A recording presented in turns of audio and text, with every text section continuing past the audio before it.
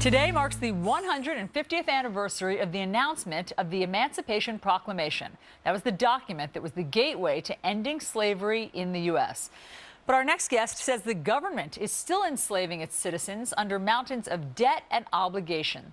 Fox News contributor Deneen Borelli is the author of Backlash, how Obama and the left are driving Americans to the government plantation. Deneen, good morning. Good morning. What do you mean government is enslaving people? Government is enslaving people. Let me get back to the Emancipation Proclamation. It is a great thing to recognize the success of that. When blacks were liberated. It's the first act to liberate blacks. But, you know, it was a long struggle for blacks to gain employment, jobs, and housing. So we have come a very long way. But sadly, when I talk about government plantation, I believe President Obama is creating an entitlement society that is driving more and more Americans to seek government assistance, which is what I call the government plantation. And I talk about this in my book. Are you using the term, though, slavery too loosely? I mean, you know, that obviously conjures images of violence, degradation. Comparing that to what the government is doing now, is that too much of a stretch?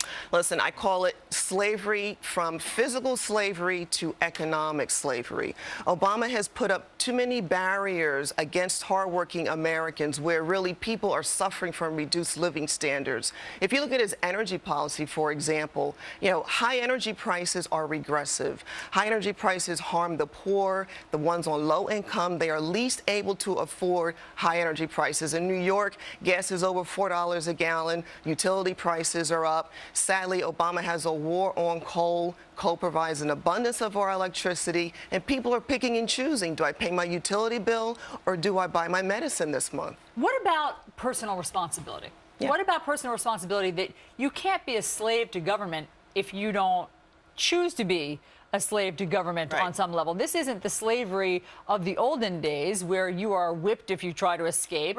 This has some personal responsibility element to it. No, it does, but that's why I call it economic slavery. Obama has relaxed the rules for food stamps, for example. We have able-bodied Americans who are getting food stamps when really they could be seeking employment and they could be working now. And that's the personal responsibility That's the level. So how do you get people to, you know, cast off their own chains, to run with your metaphor? But that's the whole education aspect, because when you're on government assistance, you're relying on the government. I call it the government plantation. The resources are limited. If you are gainfully employed and you can do anything you want with your income, and you can spend your money anywhere you want, because when it comes to food stamps, for example, where you can use that funding is limited based on government rules. So why aren't people getting that message?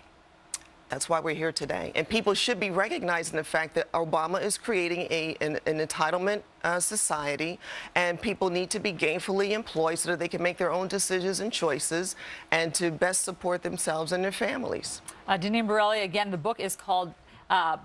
Backlash, yes. Got it. Thanks so much. Thank you. For coming Good to see you. to talk about this.